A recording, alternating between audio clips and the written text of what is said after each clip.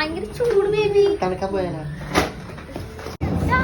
അങ്ങനെ ഇതിലൂടെ വളരെ നാളത്തെ ആഗ്രഹപ്രകാരം നമ്മളിപ്പോൾ സിൽവർ സ്ട്രോമിലെ സ്റ്റോപ്പ് പാർക്കിലാണ് ഉള്ളത്. അവിടെ ചെന്ന് നമ്മൾ ടിക്കറ്റ് എടുത്ത് അകത്തേക്ക് കയറുമ്പോഴേക്കും ഒരു സുന്ദരിയായ പെൺകുട്ടി വന്ന് നമുക്ക് ഷൂസും ജാക്കറ്റും അതേപോലെ തന്നെ ഗ്ലൗസ് ഒക്കെ ഇട്ട് തരുന്നതായിരിക്കും. ഇതിലൂടെ പെൻഗിൻ പോലെ ആക്കിയിട്ട് സച്ചിയുടെ അടുത്തേക്ക് വന്നപ്പോൾ ഞാൻ പറഞ്ഞു അതിൽ തുടരുത്. അങ്ങനെ സച്ചിയുടെ സാധനങ്ങളൊക്കെ ഒട്ടിക്കിട്ട് നമ്മൾ നേരെ സ്റ്റോപ്പ് പാർക്കിൻ്റെ അകത്തേക്ക് കയറുകയാണ് ഗൈസ്.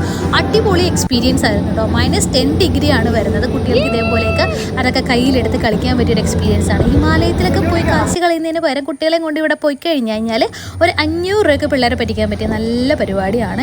1 മണിക്കൂറാണ് അതിൻ്റെ ഉള്ളിൽ നമുക്ക് അനുവദിച്ചിരിക്കുന്ന സമയം. ഞാൻ വായിക്കൂടെ പുകയൊക്കെ ഇട്ട് നോക്കി, പക്ഷേ വായിൻ്റെ ഉള്ളിൽ നിന്ന് പുകയൊന്നും വരുന്നുണ്ടായിരുന്നില്ല. കുട്ടികൾക്ക് അതിൻ്റെ ഉള്ളിൽ ഒരു കുഞ്ഞു പാർക്കൊക്കെ ഉണ്ട്. അപ്പോൾ ഇവിടെ കുറച്ച് തണുപ്പ് കുറവായതുകൊണ്ട് അവർക്ക് അതിൻ്റെ ഉള്ളിൽ കളിക്കാനൊക്കെ പറ്റും. ഇതിലൂനാണെങ്കിൽ അതൊന്നും വേണ്ട. ഇതേപോലത്തെ സ്ലൈഡ് കണ്ടിട്ട് ഇതിലൂന് കണ്ണ് മഞ്ഞളിച്ചിരിക്കുകയായിരുന്നു. അച്ഛനും മോളും കൂടെ കയറി ചാടി ഓടി കളിക്കുന്നുണ്ടായിരുന്നു. എൻ്റെ വീഡിയോ എടുക്കാൻ ആരും ഉണ്ടായിരുന്നില്ല, കാരണം എൻ്റെ വീഡിയോ ഒന്നും കിട്ടിയില്ല. ഞാനും കയറിയിട്ടുണ്ടായിരുന്നു. പിന്നീട് സ്നോ വില്ലേജ് ഉണ്ടായിരുന്നു, സ്നോമാൻ ഉണ്ടായിരുന്നു. അതിൻ്റെ ഉള്ളൊരു കുഞ്ഞ് കഫേ ഉണ്ട്. അപ്പോൾ നമുക്ക് എന്തെങ്കിലും ഹോട്ട് ചോക്ലേറ്റോ അതേപോലെ തന്നെ കോഫിയൊക്കെ വേണമെങ്കിൽ കിട്ടും.